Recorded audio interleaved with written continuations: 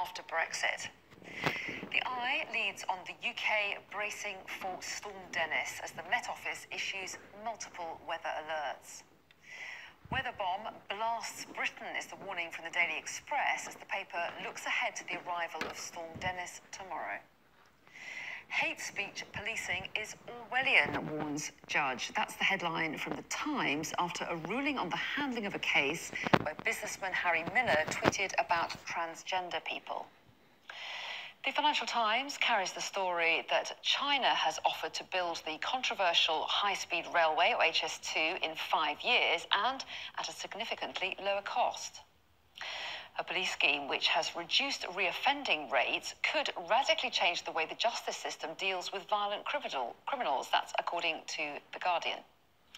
And scientists believe they've found proof of alien life, but they need our help to find it. That's according to the Daily Star. I'm intrigued. Susie Boniface and Darren Grimes are here with me now. Not enough copy on that front page for me to work out exactly what that was about. But let's move instead to another front page. And it's actually the Yorkshire Post, unusually, that you're going to first of all. But the reason being that we're expecting the second storm in a week to hit the UK this weekend, and the Yorkshire Post putting out an appeal. Yeah, Yorkshire's national newspaper have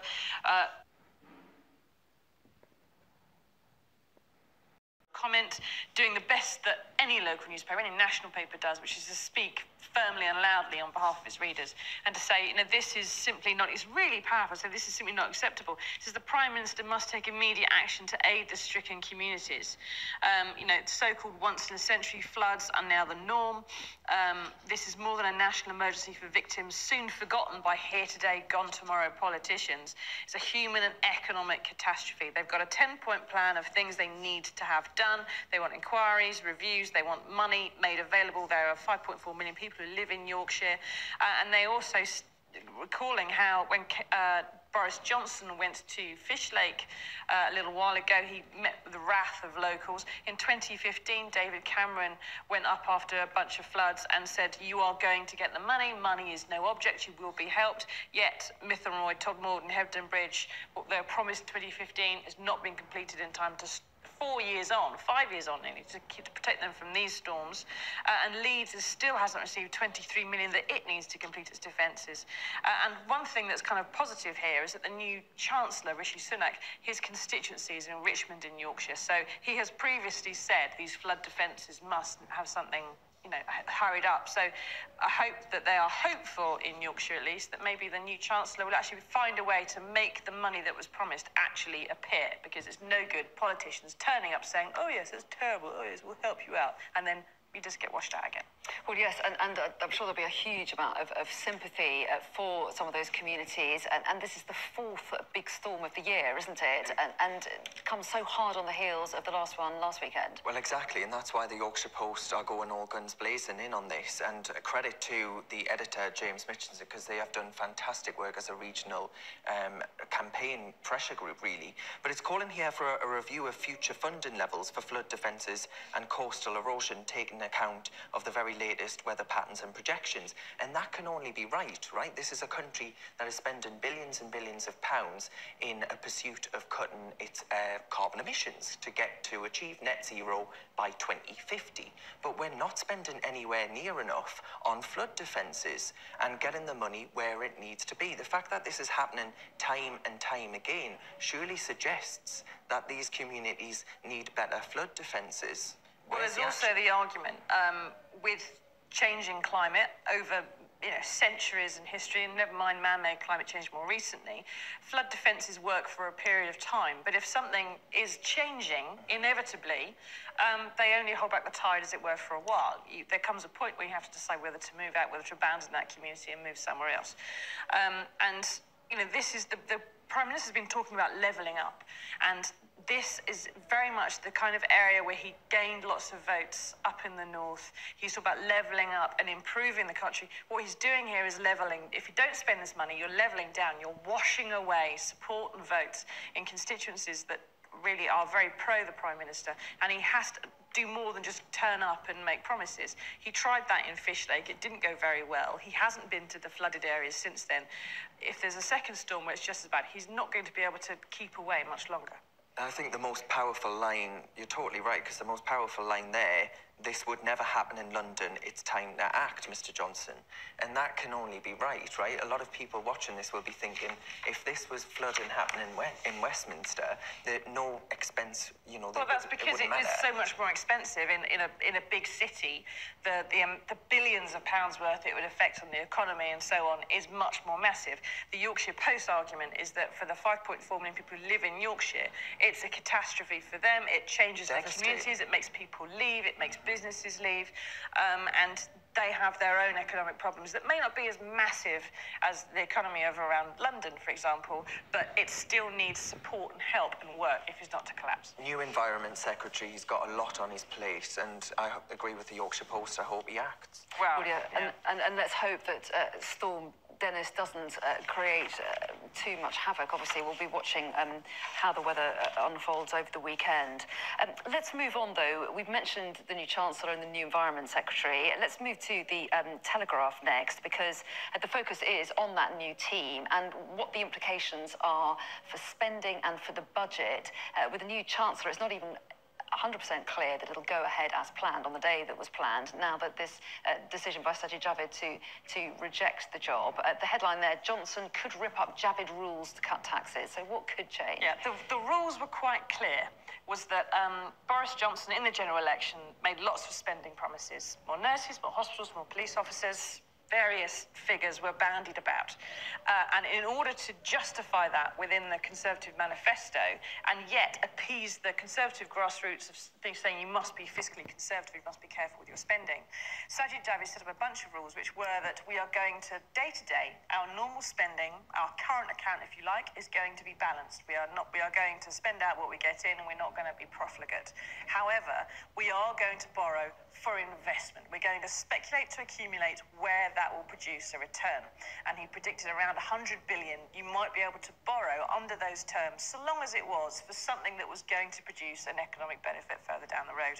And what is being talked about here is that the Prime Minister's big scheme, or maybe Dominic Cummings' big scheme, is to change those rules or bend them slightly so that when the money that you're borrowing to invest will get used for things like doctor salary, your current account stuff will get used for things like doctor salaries and teacher salaries, because you say you are investing in teachers, you are investing in nursery education or something like this. So by way of changing your definition, you can use the money you have borrowed, and that's like, paying your mortgage or your rent or something on the credit card with money that you were going to use to invest in something that was going to bring you further returns in the future, and it just doesn't. It's not sensible. This is basically, he was talking about spending in the way that Jeremy Corbyn was suggesting in the Labour manifesto, and he wants to do it under a Tory government and find a way of saying that it's more responsible than what Corbyn was suggesting. It's exactly the same thing. Okay, and the reason that Sajid Javid stepped down was because he didn't like the idea that was floated to him by the Prime Minister of giving up his aids and having a kind of combined support and aids from number 10. What do you make of that? Do you think that's worrying? Do you think the Treasury should be more of a check on number 10 spending plans, or do you think it's not anything to worry about? I mean, I think there should be number 11 and number 10 that challenge each other, right? Because, of course, number 11 has to sign off on all of the department's budget expenditure and allocate them and tell them what they can actually spend. So, of course, number 11 should be there to challenge number 10. But I don't think it says here that close to budget preparations, Mr. Javid outmaneuvered Mr. Johnson by insisting on tough fiscal rules on day-to-day spending. Now, Boris Johnson received a massive majority only in, December of last year. Now, that is an overwhelming mandate to deliver the manifesto that he was elected on. I don't think it's just Conservative grassroots that are concerned with day-to-day spending. I actually think the public, looking at the public debt, which has not gone down, will be very concerned by that and the idea that the budget deficit will be recklessly risen, potentially. But I do think that number 11 and number 10 do have to be able to work together. This is a return to what we saw under Margaret Thatcher, where she had control in the centre, number 10. I think actually that's probably sensible for as far as running a government that can actually deliver a programme as ambitious as the one proposed by the Conservative Party, and one that can focus on regions like Yorkshire. It might be a great idea if we had a Prime Minister, when the words that came out of his mouth, you could trust them to be the things that were actually written down and would later happen and were based in some kind of reality. When we've got a Prime Minister who tends to speak off the cuff and to make promises off the cuff, it would be a terrible idea for the Treasury to just go, certainly, and just write him a cheque for whatever he's just thought of at that moment and just, watch it all flush out the door, because that's not what you should be spending for as a nation. You should have someone there going and counting. I know that will be a debate that continues, especially as we run up to the budget. But in the meantime, let's move on to one other story, which has been across... Speaking of accounting, this is Manchester City. It's actually a story inside the Times you've picked out, but we've seen pictures of Pep Guardiola on the front pages as well. And this was the news this evening, which seems to have taken a lot of people by surprise, that Manchester City have been banned from playing the next two Champions League matches. They've been banned for the next 2 seasons. Subject to appeal. Yeah, Subject to appeal. Manchester City absolutely say they're going to appeal. Surprised too many people, because it's kind of been in the wind for a bit, although it's announced late at night, so it's been a bit of a surprise to some of the journalists. But basically, Man City is owned by Abu Dhabi, and so is Etihad Airways, which is also one of the main sponsors for Man City. And the allegations here that UEFA have decided are correct, she said, getting around the legal issues. Well, yes, because Manchester City said they're not. Yeah. They say that what's happened, there has been a leak of some emails which were published in 2015 in the German newspaper Der Spiegel, which claimed that Etihad Airways were putting in £65-odd million sponsorship into Man City, but then about 60 million of it was coming straight back out again and going back to Etihad Airways.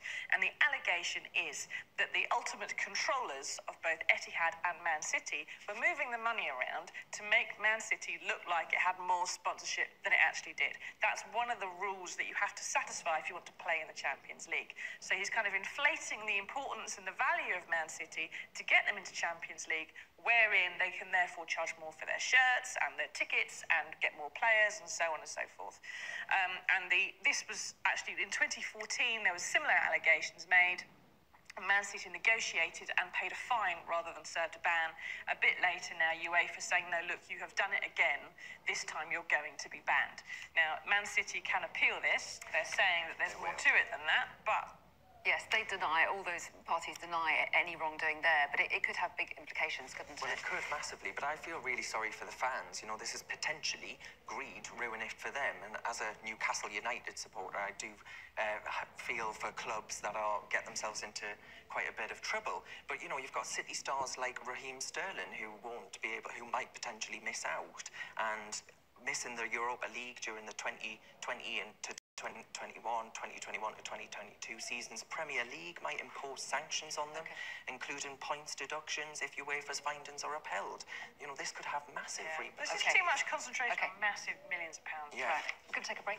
Apologies, cutting you off there, but do stay with us. Coming up, the innovative way one Olympian is choosing to stay fit. That's coming up after the break. About council tax and social care. So what are they saying? Yep, social care is essentially by the government. And as a result, we have an ageing population, we have more complex illnesses. As we get older, we may have more of them and survive many of them, but and as a result, we have an ageing population.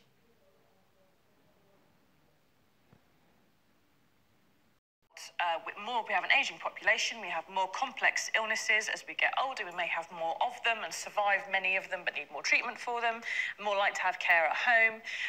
And so local authorities are having to raise the only bit of their budget they can increase, which is council tax, in order to pay for what's happening in your local area. So there is talk of above inflation rises basically across the country. There's a few specific things here. And you've got to remember that his first day in office, Boris Johnson promised he would resolve the social care crisis. In the manifesto, he said he would have a cross-party negotiation. That hasn't begun. It's not even been mooted or suggested at all. And when he was most recently asked for it, he backpedaled and said there'd be something at some point in the next 5 years. Now, in 1999, the Labour government said we have to do something about social care provision. We have to have a national service. In the 2010 Labour manifesto, in 2017 and in 2019, Labour suggested a national care service, like the National Health Service, for only a penny on income tax, for about £6 billion, which is about 18 miles of HS2. You could have a service in which everyone, regardless of wealth, would have free personal care. You would have people who are able to come along, get you out of bed in the morning, give you a wash, give you breakfast, get you in your chair, and everyone would have a basic level of dignity. Their family members could still care for them during the day or whenever, but they could still also go out to work. They could have more time for themselves. There would be loads of beds freed up in the NHS. It would pay for itself, and it would be basic human dignity. And I've got a column about this in the Sunday Express. I thought I happened to know so much about it this week. And basically, because we haven't done that, because we are not tackling this population time bomb, which we've known about for 20 years, your council tax is going up. I say get Susie in to do this cross-party work with them. I'll do it. Fantastic. I'll do it. Knock their heads together. I mean, almost 30% of these of the local authorities that have been asked whether or not they would raise council tax in order to pay for social care by the maximum 4% that Robert Jenrick, the housing secretary, local government secretary, has said they can. Almost 30 have said they will. I imagine there'll be a lot more than that do this. But it's important, I think, to remember that the tax burden is already at a 50-year high. So whilst I completely agree with you, Susie, that we need to have this conversation because we've got a demographic time bomb in this country that's ready to blow, UK property taxes are some of the highest in the Western world. Well, this is the most expensive way of doing it as well. It provides a postcode lottery.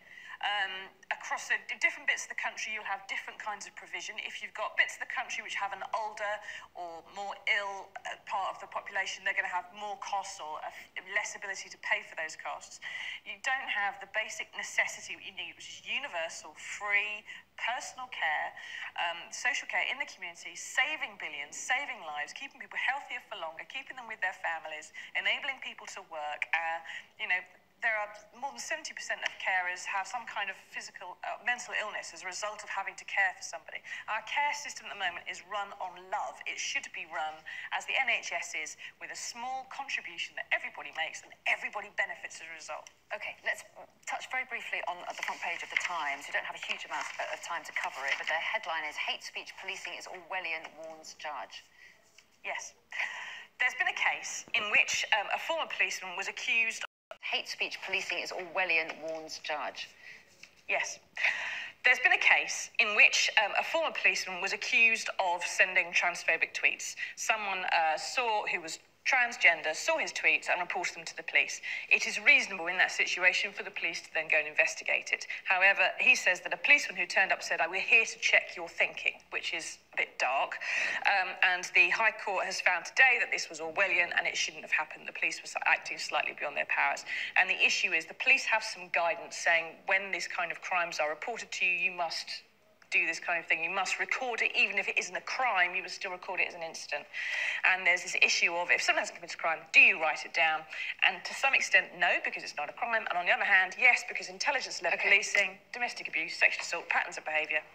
And I'm going to move us on, because I know it throws up so many issues about freedom of speech versus when the police should move in on hate crimes. Sadly, we haven't got time to discuss those now, so we'll save it for another day. But I am going to give you the opportunity to comment on something that obviously much less fraught issue, but just a bit of fun to end off with. This is in the Daily Mail, and this is about someone's idea about getting fit. Absolutely. So Max Whitlock, who has won many medals for Team GB, is proposing a new way of exercise by lifting up your ben like he is there.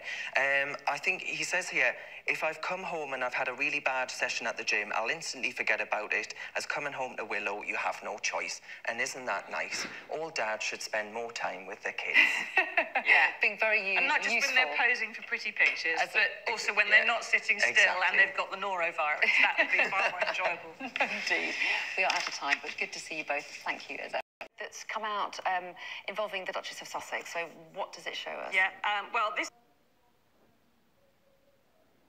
Sussex's Instagram account of her with the Vogue editor Edward Enninful talking about her editorship, her guest editorship of Vogue last year, and it's been released now, this video, to mark the fact that it's been announced this was their biggest selling edition, and it sold out. It was very successful. And the reason why this video is being discussed is that the palace didn't want it to be used. And it says in here that both the editor and the Duchess were told repeatedly, no, please don't put this video out. It doesn't look very good. And having watched it myself, I mean, I'm a massive fan of Meghan and the good works that she's done, and I would be thrilled about them leaving the royal family, doing their philanthropy, doing good works. But this video is her and Edward Enninful basically sitting there saying, oh, you're so great, you are. No, you're so great. No, you're great. No, I'm great. No, we're both great. Which is not improving. This magazine edition was about showcasing people who are driving change, people who weren't normally being seen in other parts of the media. And that message is completely eroded by a load of fuss about a duchess and an editor wearing silly hen party hats talking about how great they are. That is an ego trip. It is not what that edition of Vogue was about, and it is not what I thought Meghan was about. So I'm disappointed. But is it just a bit of fun, and is she not allowed to have a little bit of fun? I haven't seen it myself, I should say, but, you know, does it matter if it hasn't got an important message, if it's just... No, if it's a bit of fun, but if you're putting it on your Instagram account to publicise your good works, this isn't a bit of good work. And the entire argument, remember, behind the Sussex royal move was this idea that they were going to have a half-in, half-out relationship with the royal family in order to pursue projects like this. Now, projects like this are superficial, vain ego trips. There is no other way of describing them. What the edition was. The Vogue, this video, alongside this Vogue magazine editorship, where she's inviting people in, like Jamil, I can't even remember Jamil's surname now. Jamil. Exactly, thank you. Actresses with really quite politicised views. And I don't think the anger by the public wasn't directed at Meghan herself. It was directed at the idea that what they were doing was privatising the monarchy, which does not belong to them. It belongs to the whole nation. And people were so upset by that because, well, the monarchy is really popular in this country, and for good reason. Well, you say people were upset. I think people were quite divided about it, weren't they? I think they had a certain amount of support from certainly younger generations. I think people, they wanted to leave the royal family and to leave the constrictions, especially as Harry was not technically needed within the monarchy, as it were, because William exists and his children and so on. He's going to be pushed further out as those children grew up. Speaking personally, I've got no issue with them wanting to move country, or no issue with them wanting to do good works, no issue with them wanting to leave and do their own thing. Even if they could find a way to get Goldman Sachs, which was derided as the vampire squid of global finance, to get some money out of them to do something good with it, brilliant, all strength to them. But this is an ego trip. This is about saying, I'm great, you're great, we're doing great things. And it's not about showcasing what that Vogue... There is a difference, though, between what they're doing here and what they proposed they were going to do when they left the monarchy, which the public had sympathy for. I don't think they'll have sympathy for these sorts of ego trips. OK, let's move on to the front page of the Eye next, shall we? Because there is another storm coming, bad enough in itself that there are... You shouldn't be worried about mansion tax then. You should be all for mansion tax. You know, stamp duty clogs up the market. It stops folk moving to a new job. Productivity, it puts down Britain's productivity, and it keeps elderly couples, we're going to get on to social care, it keeps elderly couples in houses that are often too big for them. So I think any move to cut stamp duty, I would get rid of it altogether, but any move to cut stamp duty will be fantastic for our housing market, which is in dire straits. OK, so that's one thing that you'd like to see, but what about this broader question of fiscal rules being ripped up and the issue of Sajid Javid not liking the idea of losing his advisors, keeping a very separate entity of number 11 versus number 10. That now has changed under a new Chancellor. What are the implications? Yeah, and the fundamental issue is the thing you said just before the break, Boris Johnson's budget. It shouldn't be his budget, and it does mean that if you remove the fact that it's the Chancellor's budget, then you mean that there is one point of blame if something goes wrong, and everything goes to the Prime Minister's door. The fact there was some division previously does mean there's a little bit of... firstly, there's good democratic control over the purse strings, but it also means that there is a level of deniability for the Prime Minister, who as First Lord of the Treasury also does bear responsibility. But you can say, look, this is my Chancellor's decision and so on and so forth. And one of the things that's happening here, what Johnson is suggesting doing, is that Sajid Javid suggested certain spending rules, and it's very much part of the Conservative grassroots and the Tory backbenchers want to say you must be good with the books, you must be balanced. And so Sajid said, we will balance day-to-day spending.